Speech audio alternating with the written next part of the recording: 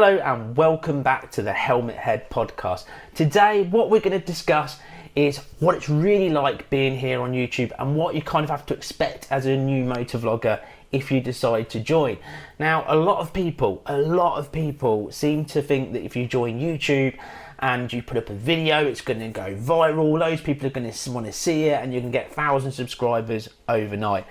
And that really is not the case. That's a real myth of, don't get me wrong, maybe 1% of people are that lucky they can put something up and bump, it's going to get it. But reality of it is YouTube is actually an incredible amount of work. Now I look at it like you've got kind of two types of YouTubers. You've got the type that wants to put out videos that want to be more like, it's there to show their mates and it's like they're not bothered by it and they just want to film and have a place to store it. And then you've got the YouTubers that want to go full time, they want to sort of go big, they want to work really hard on it. And that's sort of the category hopefully I put myself in, because obviously my goal is like absolutely everybody else's. I want to be here on YouTube making what I believe is awesome content that people enjoy and are inspired by, and I want to be able to do this full time. That is my goal, and I'm currently not doing it full time, but like I said, YouTube is an incredible amount of hard work if you want to be successful. And the way I look at it is like this, is that I've obviously got two jobs. I've got my sort of main job and I've got my YouTube job. And I wouldn't say that one's part-time and one's, you know, 3/4 or whole time or any of that stuff. They are two full-time jobs. So to give people an idea of how hard it is to literally grow on YouTube, the average amount of views that you get for the amount of subscribers that you've actually got is around 10% of that's a healthy channel.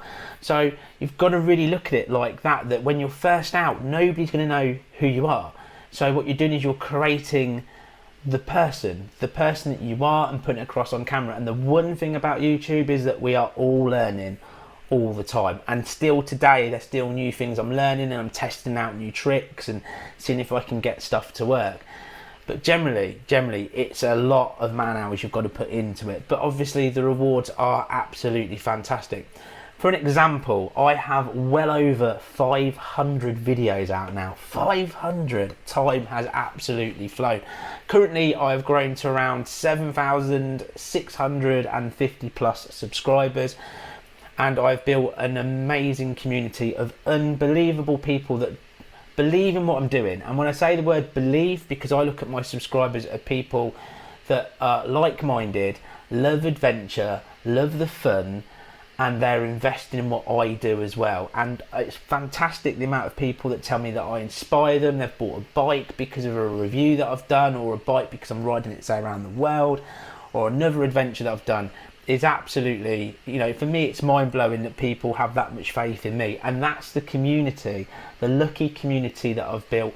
Even my world trip at the moment is costing me ridiculous amounts of money. I still have no idea every single leg how I'm going to fund it and how much debt I'm going to get myself into and what could possibly go wrong.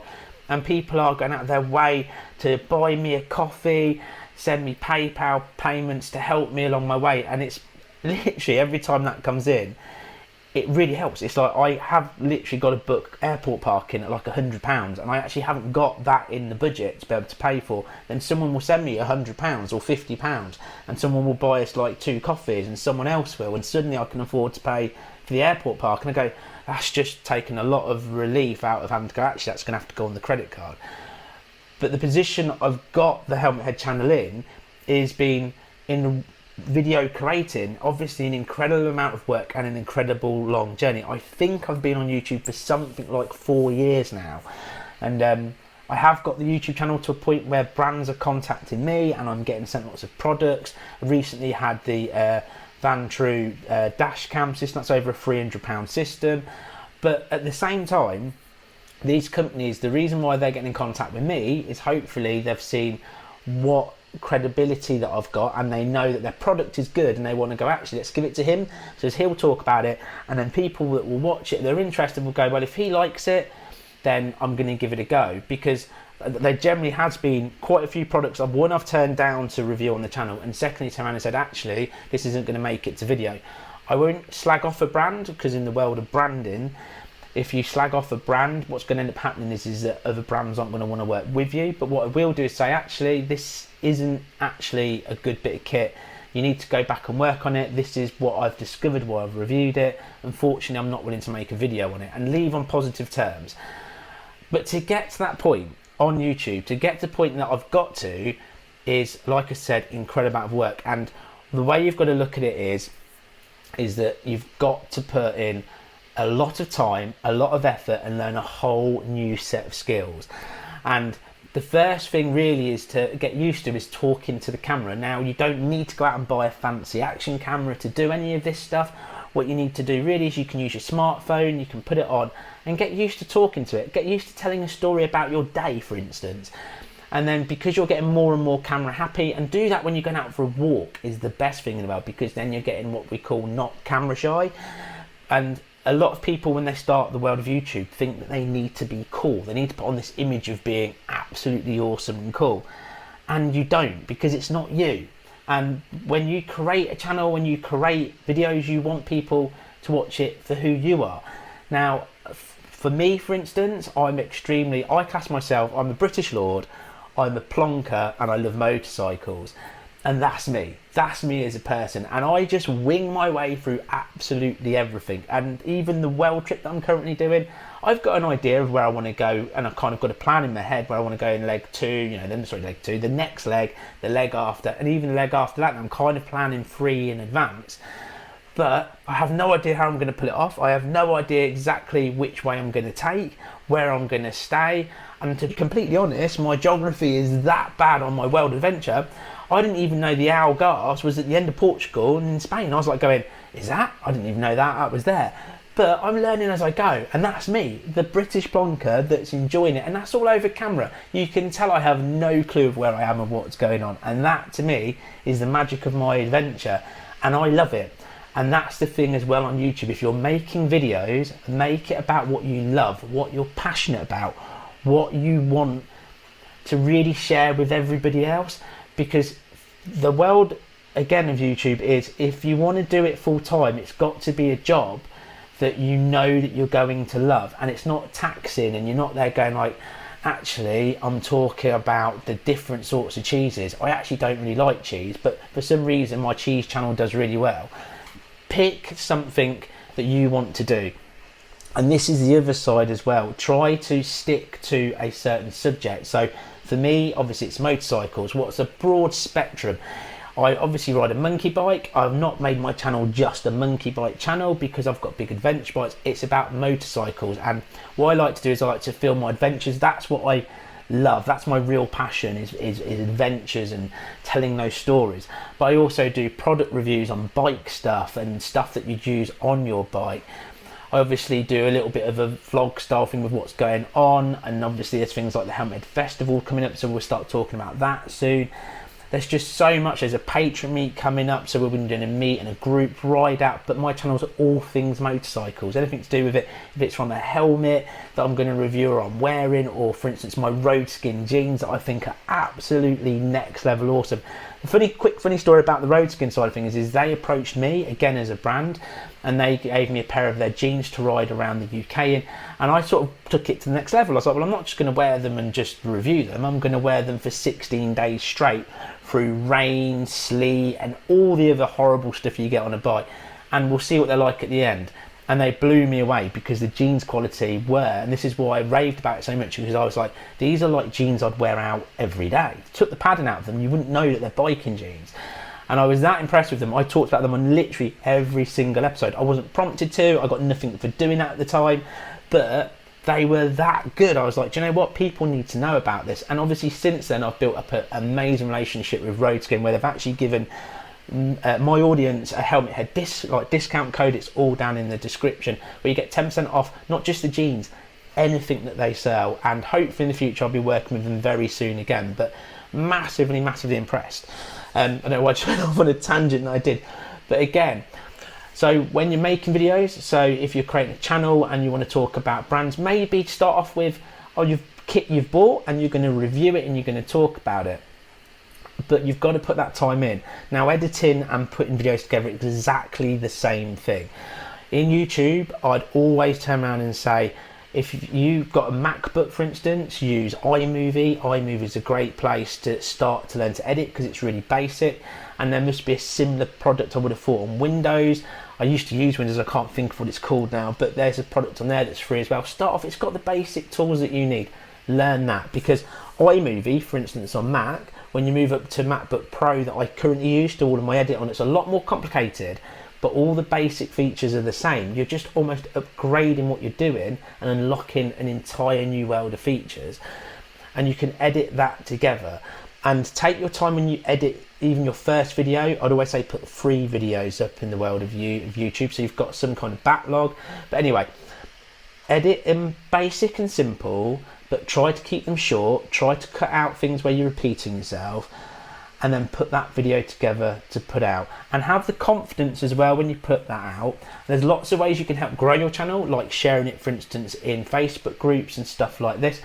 You've got to be able to have, though, a very thick skin when you start sharing your content out in general forums, Facebook and places like this, and even YouTube, to be honest.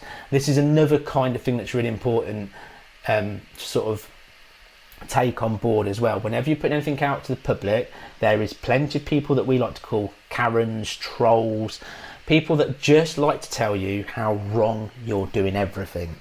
So you're going to get a lot, and I mean a lot. And some people say, oh, I don't get any.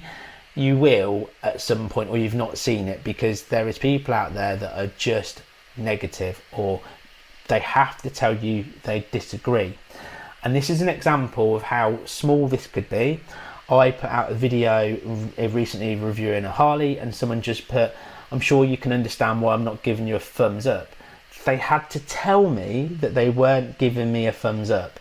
They had to tell me that. It's like, wow, really? Okay, mate, fair enough. You don't need to tell me, I'm not bothered, to be completely honest. Then you've got the others that will tell you how awful you are, how buck teeth you are, how you don't know what you're talking about. And even if it's an opinion about, look at this amazing place and this view, and down there it's this beautiful river, they'll tell you that you're wrong about a river. It's basically like, if you said it's blue, they'll tell you that it's green. That's the kind of world that you're in. But you have to, if you're going to do this, you have to be able to turn around and say, do you know what, I'm just going to ignore them. In your head sometimes, where you want to write something back and go, well, thanks so much for all the hard work I put into it, you've just ruined it. Or you want to turn around and say to them something like, well, if you got off the sofa and actually went out and did this yourself, you'll realise how much work goes into it. And actually, I believe that I'm right with what I'm saying. But don't engage, because people like that, honestly, in life, people like that are just not worth it. They're not worth a second thought. I read every comment, and if I go, do you know what, if it's rude, I'll remove it, because it makes me smile, especially if it's a long-winded, quite a rude comment. And I mean rude, I will remove it. If it's one of those ones where it's slightly negative, I'll just leave it and I'll ignore it, because I just think, do you know what, they're not worth my time. So thick skin here on YouTube is massively a thing that you need to have. But like I said, there is lots of plus side. So you need to put in an incredible amount of time, incredible amount of hours. You need to think about what you're going to film, what you're going to do, put it up. And then when you do start to get subscribers from putting out your first few videos, like I've probably already mentioned, you've got to remember how many subscribers you get. You're probably going to get about 10% of views in reality when you start getting into the hundreds of subscribers. So you put your video on, for instance, this is a great example. So my current series of riding around the world has done incredibly well for me and my channel. And I'm very much a big niche by the person I am in the world of YouTube. But for instance, I've recently got 5,000 views on a video. I've got 11,000 views on another video. But my last 2 episodes currently that went out have been, in my sort of analytics, kind of quite a flop. Like, I think one of them is at like 600 2 days later. The other one was something like 700. So they're performing worse and worse. And in my opinion, it's some of the best content I've ever created. It's amazing. The work that went into it, the unbelievable, incredible views, what I managed to capture, the feeling I managed to put across on camera, I think is absolutely incredible. But for some weird reason, people aren't thinking that, and they're not clicking on it, and the algorithm is now not sharing it, because the way YouTube works, what they try to give out, all they care about in reality, because they're a business, is people watching, how long for and how long they stay on the platform for. E.g., do they click on one of your videos or one similar to yours and keep going? And then that tells the algorithm that person's engaging on it, they're hitting the thumbs up, they're leaving a comment, they're watching it all the way to the end, and then they're clicking on another video by that creator or a similar video. That video's good. Will make YouTube go, okay, this is all automated, we're going to put it out to say another 10 people, and say 7 of them watch it all, click thumbs up, leave a comment, and then they go, well, out of 7 out of 10, that's done well, so we're going to share it to 100 people, and it goes on, and that's how a viral video happens. It gets bigger and bigger and bigger. Now, viral videos, this is kind of a bit of a myth as well about viral videos, because people think that if I have one viral video, just one, and that's what I've got to create, my YouTube channel is going to explode. It's going to get absolutely huge. And it can be one of the worst things that can happen to your channel, because natural growth is kind of the most important thing. So even if you're gaining, say, 1 subscriber a week, that's good, that's natural growth. If you're gaining 1,000 a month, that's fantastic. But if you have one video, just one video that says hits 100,000 views within a day, it's viral. We all want it, even still, and even I'm saying it's not a good thing. Even now I want to wake up and see the numbers go absolutely mad. But if you get a viral video that does really, really well, what you end up with is maybe, say, 5,000 subscribers for one video that you've made, not followed your adventure. And what normally happens after a viral video on regards to analytics, to review numbers, you will have a massive drop off, and then what you'll have is a plateau stage. Now, YouTube is like that in general. Every time you put out a video, it will either do well or it won't do well. But I like to call the world of YouTube like going over mountains. I have periods in my time where videos will go really, really well. They'll just soar, and I'll be like, I've done it, I've cracked it. I've got people watching 3,000 to 5,000 views every single video I put out, all within a couple of days, and it is going, and it's growing, and it's growing, and the next one's even better.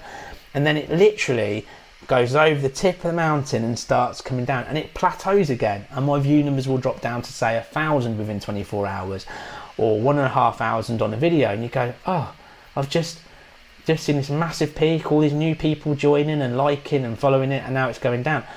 But over time, what I've learned is that it's that mountain. It will go down, it will plateau a little bit, then it will start going back up again, and then you'll see that peak again, and you'll get excited. Then it will go down and plateau.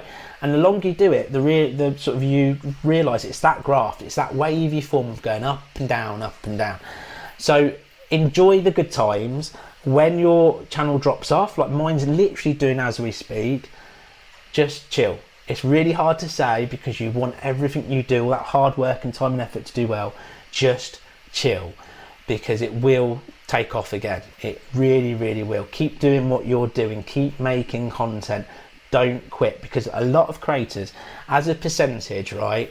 As a percentage, on YouTube, overall on YouTube, only, I think it's 1% of creators get 1,000 views. That's it. 1% of creators get 1,000 views on a video. So that's to put it, because there's so many people, it's so saturated with people to give you that idea. Yeah, it's mind-blowing, isn't it? Like, also amount of people, so the subscriber count, the trophy count as we like to call it on YouTube, and it means a lot to us all. We all want to switch that on and go, wow, it's almost like look, I've got 7,500 subscribers under well. That's a number.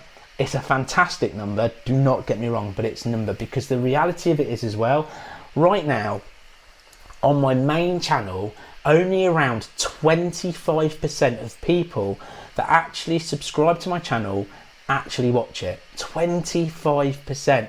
And that's 25% of people that are unsubscribed. 75% of people that are unsubscribed that watch my actual YouTube channel. How crazy is that? How absolutely bonkers is that? If every single one of them that actually watched it clicked subscribe, my subscriber count would be massively more. And hopefully engaging people, but not everybody clicks that subscribe button. That's a very sad truth, but lots of people will just watch a person and go, actually, I don't do thumbs up, I'm not interested in subscribing. They might come up in their feed every time, and they might click on them every time, but it doesn't mean that they're going to hit that subscribe button. brings me on to the subscribe button as well, and a pet hate, and people do it very early on. They call it a call to action, asking people to subscribe. My biggest advice to anybody, because if you're like me and somebody puts up a subscribe to my channel, within the first minute of their video, I'm going like, well, I'm not going to subscribe now, because they're telling you to subscribe and they've only shown you 1 minute of their content.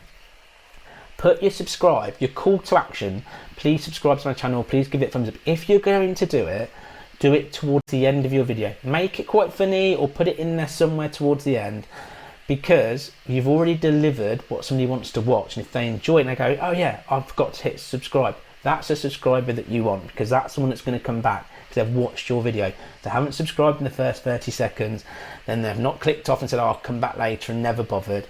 They're the ones that you want. So like I said, the world of YouTube is extremely, extremely difficult. And my biggest advice in the world is, to make videos, be yourself, try not to be anyone else, try to practice a little bit before you go on camera, get away from being shy on camera, and film what you enjoy filming to make videos that you enjoy and you think would inspire or other people would enjoy too. Put it out. Don't get disheartened if your views drop off massively or you don't get many views in the beginning. Don't get disheartened if you hit the plateau stage, because we all do. Let it go naturally, up and down with that wave, and you will be successful. You seriously will be successful here on YouTube. I love it. Like I said, my complete goal here is to do this full time, to be able to give up my main job and come on here and create videos full time. When I'm traveling the world, I could travel 2 weeks at a time, come home, spend 2 weeks with my family, editing, spending great time with them, and flying back out and do it again. And it's a goal. You've got to have that personal goal, that thing that you're desperate to achieve. And then if you get there, life's good. If not, you keep working towards it because you enjoy making content anyway. I'm really, really, really hoping that this podcast has helped a lot of people kind of get their brain around the world of YouTube, the difficulties, the things that you can expect, and hopefully it's inspired some people to make more videos and not get disheartened and create some awesome content here on YouTube. I love it. Hopefully you will love it. Anyway, what I'm going to do is I'm going to end this podcast here because I'm going on and on and on and on and on. And I think coming up in the next podcast, we're going to have our first ever interview with a brand newish YouTuber that will probably let you know their journey and tell you about their motorcycle story. So it should be really cool. So I'll see you then. In the meantime, ride safe, take care. Bye-bye for now.